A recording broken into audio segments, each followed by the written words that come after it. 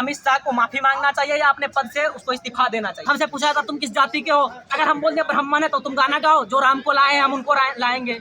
हम बोल दिए कि हम दलित हैं तो बोलेंगे जाओ हिंदू खतरे में, हिंदू को बचाओ, हिंदू खतरे में, हिंदू को बचाओ। उचित मांग के साथ सड़कों पर बैठे हुए हैं, उनको पीट रहे हैं। नीतीश कुमार कर रहे हैं या फिर बीजेपी कर रही है? दोनों मिलके, क्योंकि सरकार दोनों के वहाँ पे चल रही है। तो दलितों के, मुसलमानों के, अति पिछड़ा के जो भगवान है अंबेडकर जी, उस देश से माफी मांगे, इस देश के दलितों से माफी मांगे। अरे भाई हिंदू खतरे में नहीं है, खतरे में आपका गद्दी है। जिस दिन ये लोग समझ गए ना, उस दिन आपका गद्दी जो है ना वो खत्म हो जाएगा।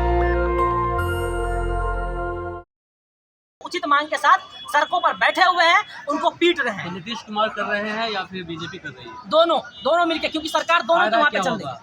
नीतीश कुमार को फायदा क्या होगा, बीजेपी को क्या फायदा होगा? बीजेपी को और नीतीश कुमार को फायदा यही है कि जो दलालों के द्वारा उसको फंडिंग मिलता है वो उसके पार्टी में जमा होंगे, यही फायदा है। और क्या फायदा होगा उनको? नीतीश कुमार कहते हैं कि हमने रोजगार दिया, युवाओं की इज्जत की। हाँ, तो रोजगार दिए हैं तो बता दीजिए ना, बिहार में कितना फैक्ट्री लगा है? 15 साल से तो आपका सरकार है, बिहार में कितना फैक्ट्री लगवा दिए हैं, बिहार में कितना वैकेंसी निकलवा दिए हैं। होम गार्ड का आप एग्जाम लेते हैं, 10 साल बाद रिजल्ट देते हैं। बिहार पुलिस का एग्जाम लेते हैं, पेपर लीक करवा देते हैं, एग्जाम कैंसिल। बीपीएससी का पेपर लीक, एग्जाम कैंसिल। ऐसे थोड़ी ना होता है। कौन सा रोजगार आप दे रहे हैं, कौन सा रोजगार आप बांट रहे हैं? गृह मंत्री को लेकर फिर से हम बातें करेंगे। उनकी जो स्टेटमेंट है वायरल होने के बाद विपक्ष ने बोला कि वो माफी मांग रहा है, कि उसने कहा कि हम किस बात की माफी मांगे, क्या कहें? बिल्कुल अमित शाह को माफी मांगना चाहिए या अपने पद से उसको इस्तीफा देना चाहिए। माफी इस बात से मांगना चाहिए क्योंकि उन्होंने जो दलितों के, मुसलमानों के, अति पिछड़ा के जो भगवान है अंबेडकर जी, अंबेडकर मतलब sign of knowledge, sign of education, उनका जो अपमान किया है, उनके भगवान का जो अपमान किया है, उनसे उनको माफी मांगना होगा। अंबेडकर से माफी मांगे, उस देश से माफी मांगे, इस देश के दलितों से माफी मांगे, तभी जाकर के वो कुछ हो सकता है। संसद भवन के अंदर जी पीएम मोदी जी संविधान को छू के वे कहते हैं कि ये जो किया गया है बदनाम कर रहे हैं, विपक्ष कर रहा है बदनाम, जबकि हमने कभी ऐसा नहीं बोला कि हम संविधान को नहीं मानेंगे, आप ये उसको करेंगे। नहीं, संविधान को नहीं मानेंगे तो ये नारा किस लिए लगा रहे थे? अब की बार 400 पार हुआ तो संविधान बदल देंगे, ये नारा किस लिए था? ये नारा तो उन पर दिया हुआ है ना। मोदी जी ने कब बुलाया? नहीं, ऐसा उनका नारा था ना, अब की बार 400 पार होगा तो हम संविधान में मूलभूत परिवर्तन करेंगे। किसने बुलाया? बोले भी है मोदी जी ने बताया। अब की बार 400 पार बोले हैं, लेकिन संविधान में बदलाव की बात किसने बोला? जो सरकार है उन्होंने ही बोला, उस समय जो सत्ता में थे लोग उन्होंने बोला। पीएम मोदी ने बोला ये बात? जी बिल्कुल, उनका ही स्टेटमेंट, उनके पार्टी का स्टेटमेंट है। जब उनके पार्टी नेता अगर बोलते अलग बात है, नहीं, पार्टी का स्टेटमेंट है तो मतलब उनका स्टेटमेंट है, पार्टी का स्टेटमेंट मतलब उनका स्टेटमेंट है ना। तो क्या लगता है अभी तक बदल देंगे वो लोग? नहीं, संविधान कैसे बदल देंगे? संविधान बदलना इतना आसान थोड़ी ना है। संविधान बदलेंगे तो ये हम लोग ऐसे रहेंगे क्या? सड़क पे उतरेंगे, अभी भी उतर रहे हैं। वो तो कहते हैं कि देश खत्म हो जाएगा लेकिन संविधान खत्म नहीं होगा। नहीं, देखिए हम बताए ना, बीजेपी के विपक्ष बदनाम कर रहा है। नहीं, ऐसा कुछ नहीं है, विपक्ष ने सही मुद्दा उठाया है। विभाग का हालत देख लीजिए, स्वास्थ्य पे खर्च कितना हो रहा है? 0.37%। ऐसे थोड़ी ना होता है। आप अपने टीए, डीए, एचआरए पर 19% बजट का खर्च करेंगे, 20% खर्च करेंगे, लेकिन जब जनता का बात आएगा तो उस पर 0.37% खर्च करेंगे। ऐसे थोड़ी ना होता है। जब आप बीमार पड़ेंगे तो अमेरिका, लंदन, यूरोप जाएंगे इलाज करवाने के लिए, और जब भारत का एक आम आदमी बीमार पड़ेगा तो वो सरकारी अस्पताल में अपना दम तोड़ेगा।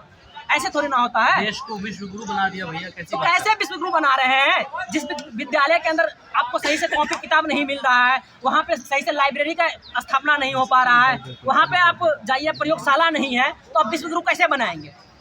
क्या मनुस्मृति पढ़ाने से विश्वगुरु बनेगा? मनुस्मृति पढ़ा देने से विश्वगुरु बन जाएगा भारत? एजुकेशन पे आप खर्च नहीं कर रहे हैं, विश्वविद्यालय बन नहीं रहे हैं, टीचर का नया भर्ती हो नहीं रहा है। जेएनयू जैसे विश्वविद्यालय में 350 सीट खाली है, वहाँ प्रोफेसर आ नहीं रहे हैं। जामिया जैसे विश्वविद्यालय में 150 सीट खाली है, वहाँ प्रोफेसर की भर्ती हो नहीं रही है। और बच्चों को पढ़ाया किससे जा रहा है? जो पीएचडी स्कॉलर है उनके द्वारा कहा जाता है जाके पढ़ाइए आप। ऐसे थोड़ी ना होता है विश्वगुरु बनाना। विश्वगुरु तब बनेगा जब आप शिक्षा पे खर्च करेंगे, जब आप शिक्षा को बेहतर तरीके से लोगों तक पहुँचाएंगे, तब ना विश्वगुरु बनेंगे। बीजेपी नेता कह रहे हैं कि मोदी जी का पूरा विश्व में डंका बज रहा है। हाँ, वो तो हमको आप लोग बदनाम कर रहे हैं उनको यहाँ। नहीं, कौन सा डंका बज रहा है? किस क्षेत्र में डंका बज रहा है? अंधविश्वास में ही तो डंका बजवा के आ रहे हैं हर जगह। अंधविश्वास में ही डंका बजवा रहे हैं ना, और किस क्षेत्र में डंका बजवा रहे हैं बताइए? जब आप साइंस एंड टेक्नोलॉजी के फील्ड में आप कुछ नहीं कर रहे हैं, नए उद्योग धंधे आप नहीं लगवा रहे हैं, भारत में बढ़ती हुई बेरोजगारी इतना बढ़ रहा है, बेरोजगार इतने हो रहे हैं, जिससे क्राइम बढ़ रहा है, रेप की घटनाएं आए दिन आपको देखने के लिए मिलेगी, है ना। अभी मैं वर्तमान में ही बता रहा हूँ, अभी कुछ दिन पहले ही छत्तीसगढ़ में एक घटना हुआ, एक दलित महिला का रेप करके उसको टॉयलेट तक पिला दिया गया बनारस हिंदू यूनिवर्सिटी के अंदर वहाँ पे क्या कहते हैं मनुस्मृति दहन हुआ, वहाँ पे छात्रों के ऊपर लाठीचार्ज किया गया। ऐसे थोड़ी ना होता है, ये हमारा डेमोक्रेटिक सिस्टम थोड़ी ना है। डेमोक्रेटिक सिस्टम का मतलब है कि सब अपने अपने बात को रखे, सब अपने अपने बात को सही तरीके से रखे, उसको लोगों तक पहुँचाए। जब हम बात करते हैं स्वास्थ्य का, रोजगार का, तब हमको आप लाठी मारते हैं। जब हम कहते हैं कि हमें रोजगार दीजिए, हमसे पूछा जाता तुम किस जाति के हो। अगर हम बोल दिए ब्राह्मण है तो तुम गाना गाओ, जो राम को लाए हैं हम उनको लाएंगे।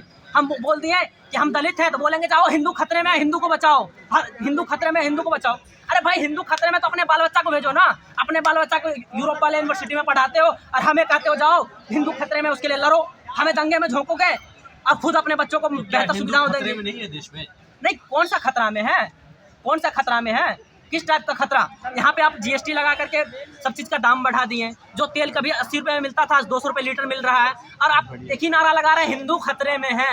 अरे भाई हिंदू खतरे में नहीं है, खतरे में आपका गद्दी है।